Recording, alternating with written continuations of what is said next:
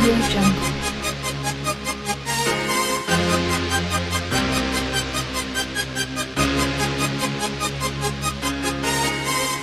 Audio Jungle.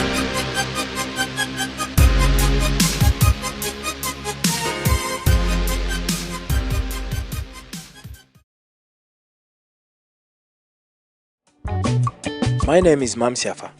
Every day in Africa, where I come from, 3,000 children die of malaria. Je vais d'abord parler du commencement. Avant Palu Art, il y a eu Palu Foot. Palu Foot, c'est une action qui a commencé en 2006. Je partais d'un constat, et ça je peux remercier peut-être Youssou N'Dour et ses équipes, parce que c'est eux qui m'ont montré ce que c'était le Palu, tous les ravages que ça faisait, etc. Et c'est en travaillant justement et en étant à leur côté que j'ai appris tout ce que pouvait engendrer la problématique du moustique.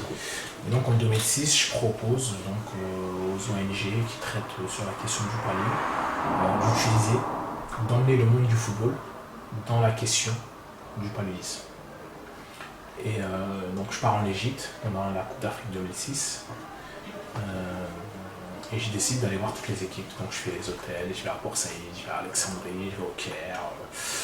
Je fais toute l'Égypte. Finalement, l'opération fonctionne. Les messages sont propagés un peu partout.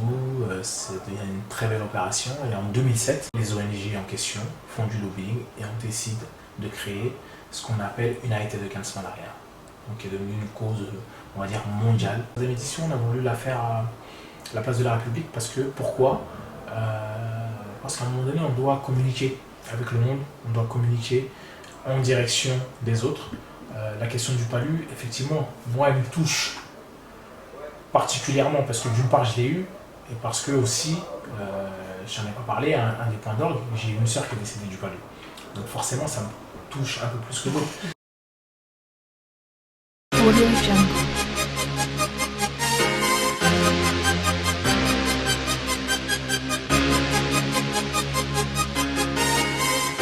Audio Jungle.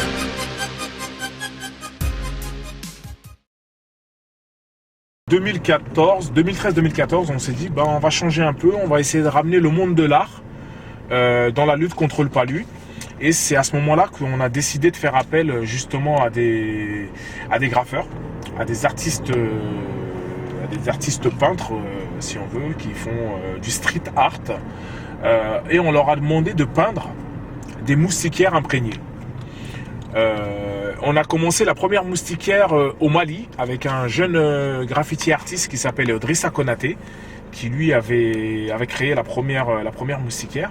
Et fort de cet exemple, moi quand je suis revenu en France, donc on s'est adressé à la crème des graffiti artistes, je dirais parisiens voire mondiaux, qui à ce moment-là ont décidé de participer à cette campagne. Notamment, il y aura un défilé d'un grand artiste qui s'appelle Mike Silla, la marque By File Dream, qui est quelqu'un qui a habillé des gens comme Janet Jackson, etc., qui ont tout de suite, lorsqu'on leur a parlé de paludisme, lui est d'origine sénégalaise, a dit « Bonco, je signe, je suis avec vous ». Un événement qui permet justement de sensibiliser les gens pour lutter contre le paludisme. Donc c'est un défilé tout en couleurs qui permet justement de montrer à la fois que l'art est solidaire, qu'on est là aussi pour soutenir cette association donc, qui lutte contre le paludisme et c'est surtout montrer en fait aussi qu'à Paris, ici sur la place de la République, que l'art a sa place pour le but et pour mettre en place toute une palette d'informations qui permet que les gens soient sensibles à cette maladie qui touche tous les jours les enfants. On a un jeune créateur franco-malien qui s'appelle Welre Bazin qui justement fait des choses lui dans le bazin. Un show coiffure d'une artiste qui s'appelle Nadine Mateki qui fait des sculptures, de la sculpture hair. Donc c'est de la coiffure modernisée, je dirais c'est des gravures de coiffure. Nadine Mateki, maquilleuse coiffeuse et créatrice capillaire. Kadi Fofana, je suis danseuse chorégraphe et je suis collaboratrice de Nadine et notamment sur ses défilés. Bonjour, je m'appelle Naya, je suis organisatrice et collaboratrice aussi de Nadine Mateki et Kadi Fofana et je suis chanteuse également.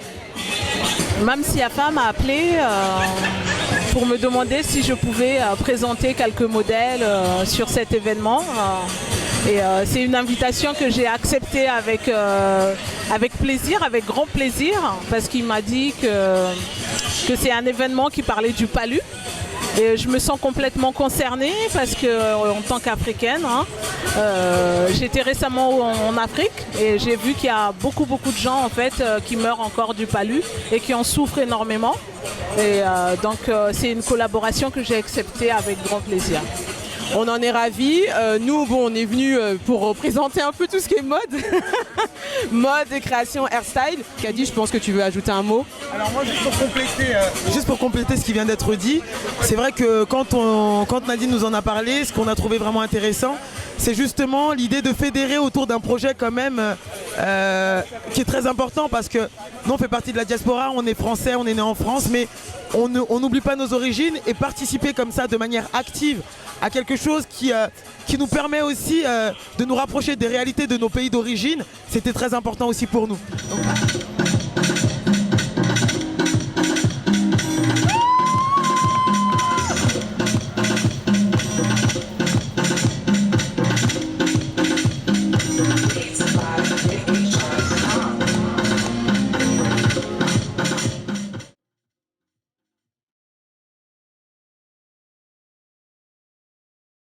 En tout cas, la jeunesse franco-africaine de France se mobilise sur un fléau,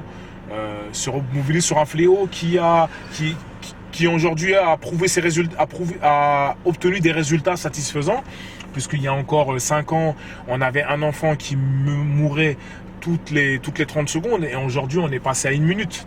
Ça veut dire qu'il y a du progrès, ça veut dire que la science avance, ça veut dire que les gens continuent à se mobiliser, ça veut dire qu'il ne faut pas relâcher l'action. Et pour nous, tout ça, c'est très important. Tant qu'il y aura encore une personne qui meurt du palu en Afrique subsaharienne, je pense que Esprit Leven sera là et continuera à véhiculer le message. Audio Jungle.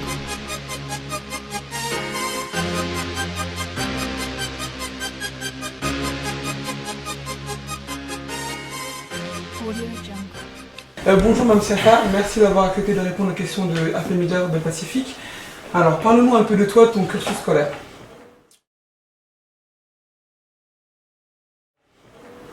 Écoute Mariam, déjà bonjour, je dirais aux téléspectateurs de Rebelle Pacifique. Ce que j'ai envie de dire sur mon parcours scolaire, c'est que j'ai un bac commerce et services que j'ai eu avec mention, et j'ai fait un BTS commerce international, voilà, que j'ai eu également, et par la suite je me suis orienté en droit et j'ai fait une année de DUG au lieu de 2 années. Donc j'ai fait une année, puis j'ai été rattrapé par la vie active, par la vie professionnelle, et donc j'ai pas terminé mon DUG.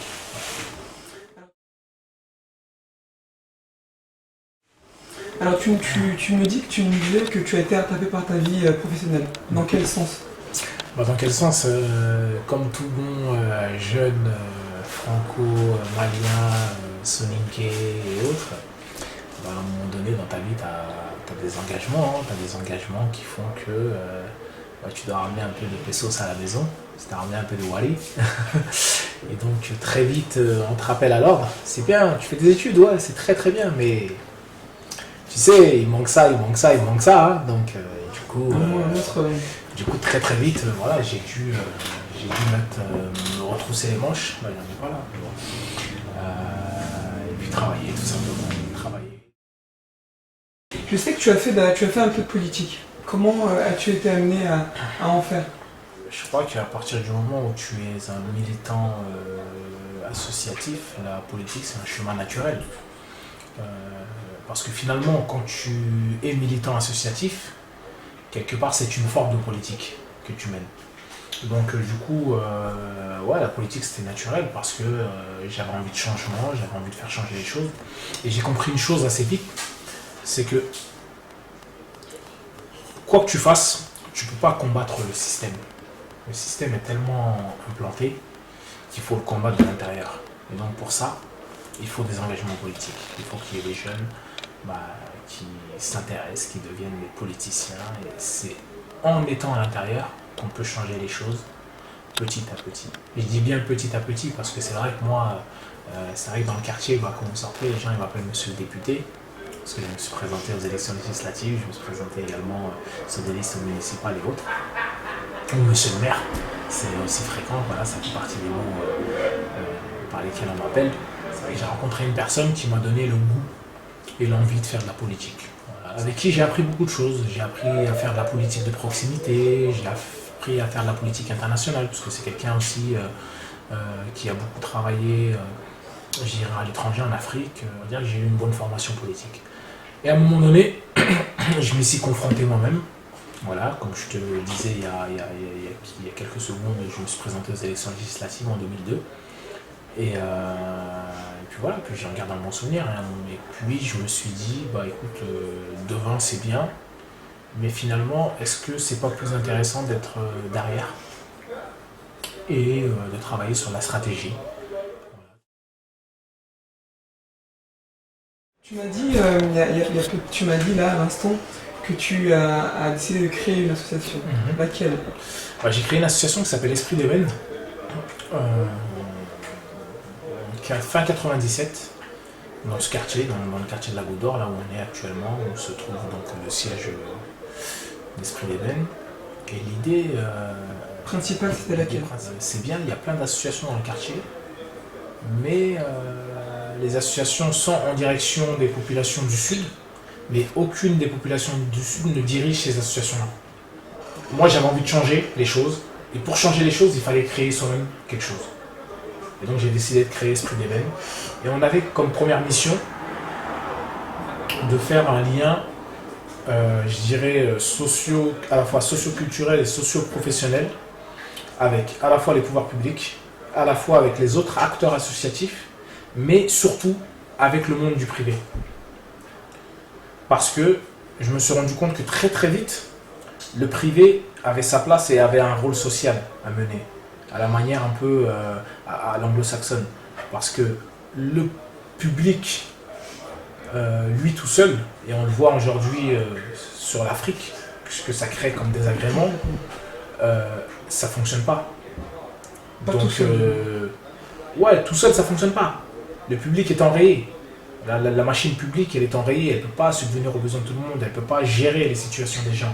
Elle est là, elle essaie de coordonner un ensemble, mais en réalité, pour que les choses se fassent, il faut que le privé intervienne. Ou sinon,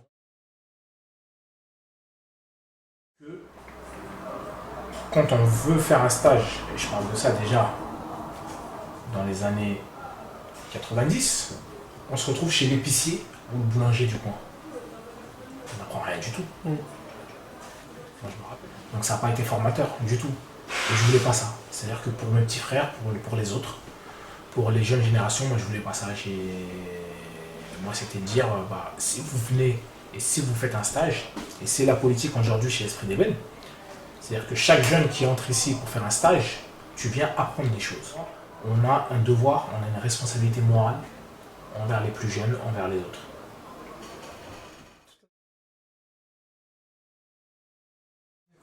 On va parler un petit peu de ta collaboration avec Dawala.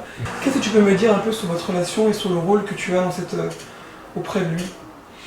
Alors avec Dawala, déjà c'est un ami d'enfance, déjà avant toute chose. C'est un ami d'enfance. C'est plus une relation amicale. C'est un grand frère. On s'est connus jeunes, tout jeunes, avant de devenir Dawala ou avant de devenir Mams. Donc voilà, c'est une relation hyper étroite. La collaboration avec Dawala, déjà, date de cette époque-là, on va dire, de la jeunesse, du football, etc. Premier festival donc à Bamako, Dawala est venu.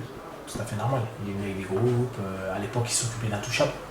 Donc c'était pas encore section d'assaut, c'était pas encore motivé, etc.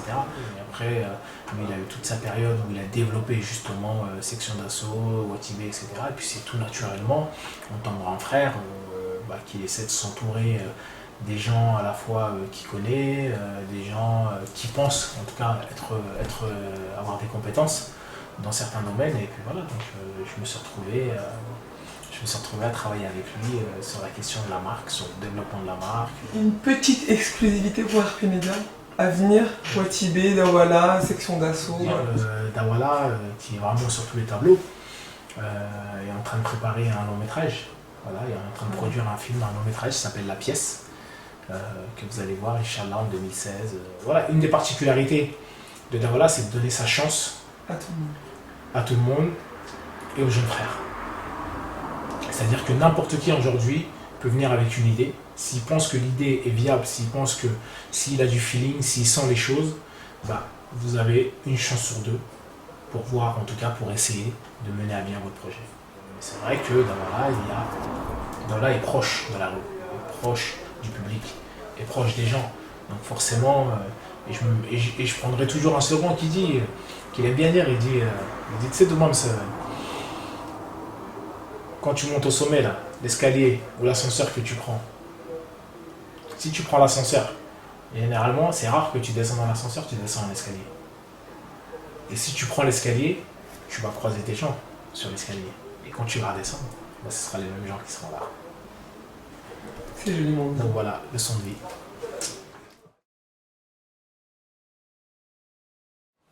Dans toutes les choses que tu as faites, que tu as entrepris, que tu as créé, que tu as mis en place, laquelle est la plus importante pour toi?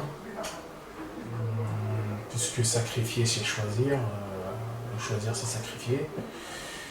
Ouais, j'ai envie de te dire Banlieue du Monde qui a été le premier plus gros événement de ma carrière, donc en 98. Tu peux nous en parler un petit peu brièvement, nous dire Banlieue du Monde, c'était la Coupe du Monde des banlieues. Où les gens, le staff du réseau Printemps, qui était dirigé par un mec qui s'appelle Moustapha Terki, qui vit aujourd'hui à Montréal, m'avait repéré. Et il me dit, bah écoute, t'es de Paris, tu vas t'occuper de l'édition parisienne. Et là, je me suis retrouvé avec un dossier, comme ça. Et il fallait organiser l'édition parisienne. Donc il fallait organiser à la fois des concerts, à la fois des tournois de foot, et faire en sorte que trouver de l'argent pour que cet événement il soit grandiose et qu'à partir de cet événement, on puisse en parler partout.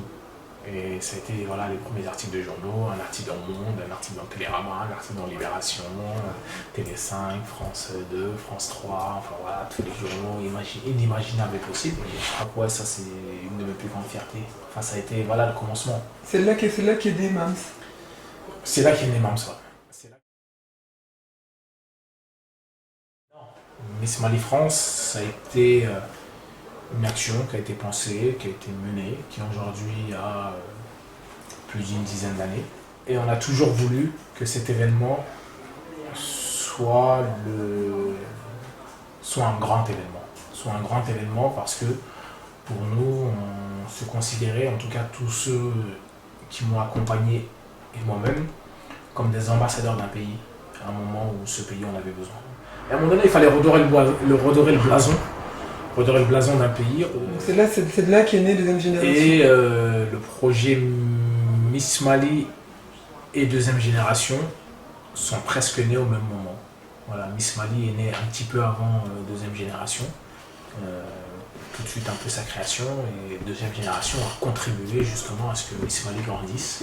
Et puis à un moment donné, Deuxième Génération est arrivée à un terme, puisque nous avions grandi, nous sommes devenus plus matures, et il fallait que d'autres personnes reprennent.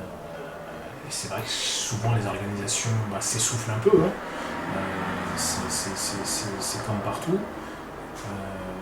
Et justement, il fallait sortir ce gros événement parce que je dirais limite ça vampirisait la structure Deuxième Génération, alors qu'en réalité cette structure elle avait un potentiel de folie, parce que quand on regarde aujourd'hui les personnalités qui ont composé, une grosse partie des personnalités qui ont composé cette structure, aujourd'hui ils sont adjoints au maire, ils sont dans des organes politiques hyper importants, ils sont conseillers régionaux, ils sont dans des organes décisionnaires, etc.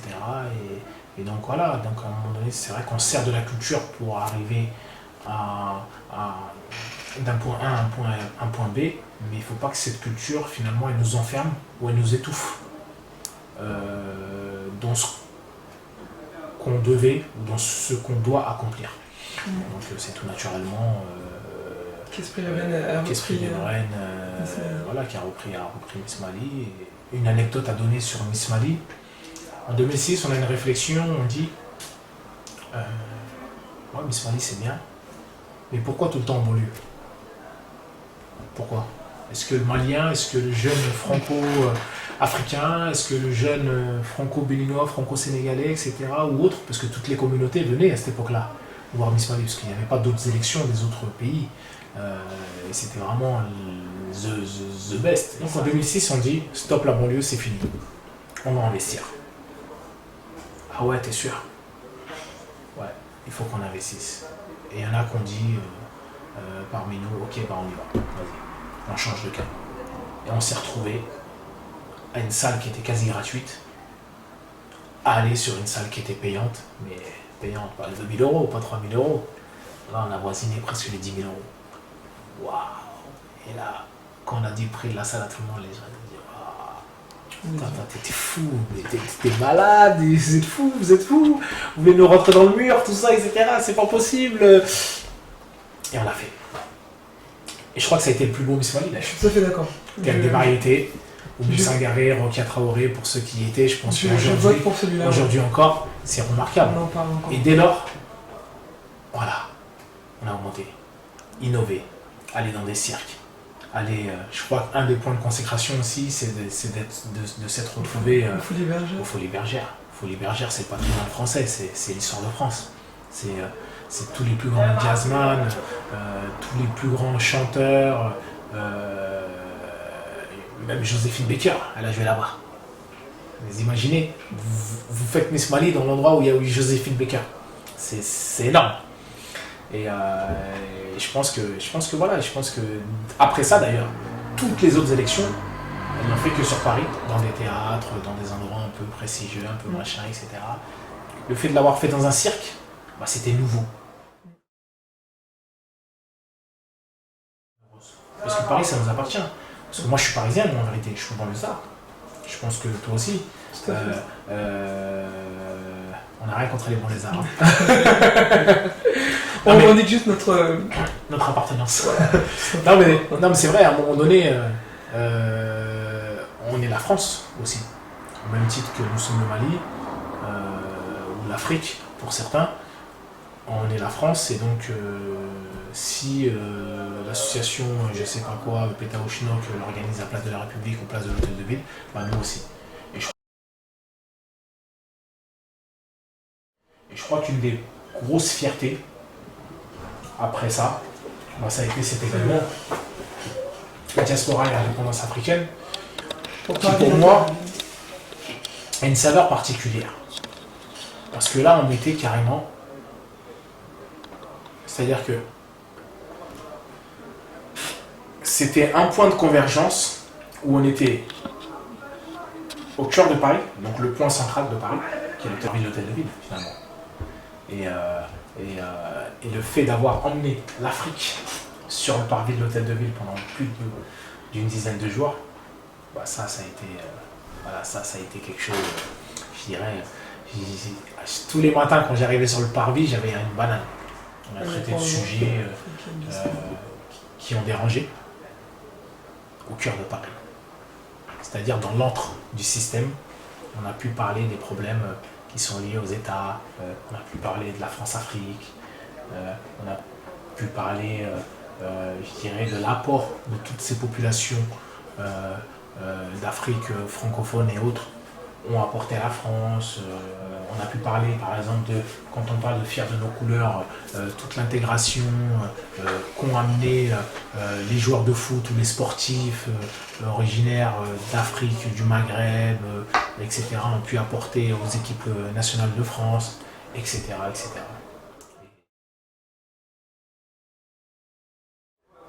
Comment tu te décrirais en 3 mots? Ambitieux, caractériel. Ambitieux, caractériel et curieux.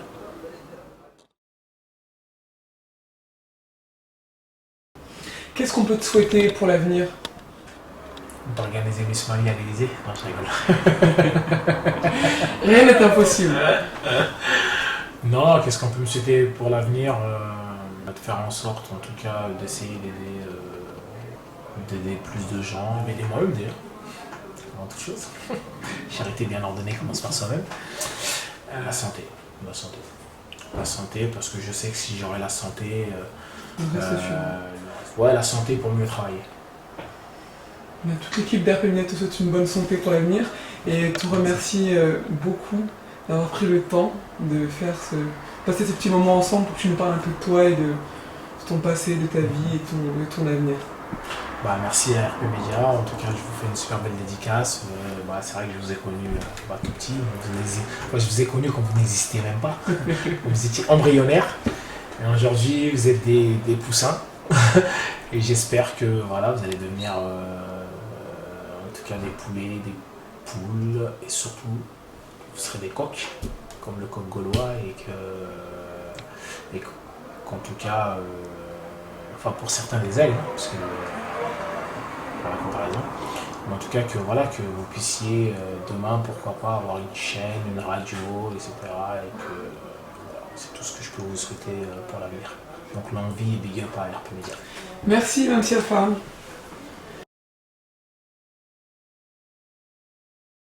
Je veux dire qu'il reste comme il est et il change pas. Moi, je voulais dire qu'il reste comme il est et qu'il ne change pas. Et aussi qu'il travaille bien et qu'il travaille aussi dur. Et bien. C'est quelqu'un qui a été toujours là pour développer des idées, pour être aussi dans l'action, parce que c'est ça, c'est quelqu'un qui a beaucoup apporté depuis des années que je connais, des choses dignement pour que l'Afrique soit vue dans notre œil, et ça c'est important. C'est quelqu'un de vraiment avec des bonnes idées, la force, c'est quelqu'un que moi j'envie. C'est vraiment quelqu'un que j'adore parce qu'il fait vraiment des bonnes choses et il fait, et malgré on ne le voit pas vraiment lui, mais il fait beaucoup de choses qu'il fait vraiment en cachette et voilà, c'est un grand homme. Qui est Mamsi?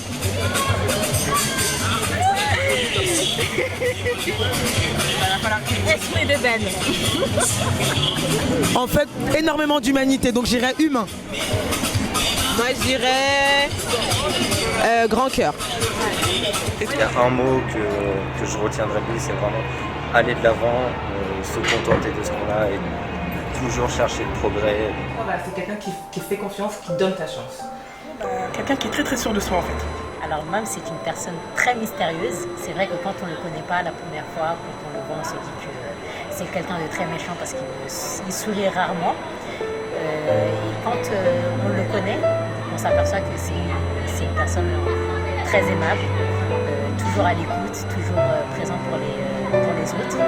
C'est le grand frère, le père, le petit frère que tout le monde aurait voulu avoir. Je ne sais pas comment le décrire en fait. Je me pose souvent cette question, tu vois, comment je vais décrire Mamsi. Un homme aussi affable, aussi discret, aussi généreux, qui en veut et qui travaille pour l'excellence de tout un peuple. Vous êtes un panafricaniste, je le sais. On n'a pas beaucoup de temps pour parler de tout ce que vous faites pour l'Afrique. Et le Mali te remercie infiniment et tu es un bel exemple pour la jeunesse de France et du Mali. Merci.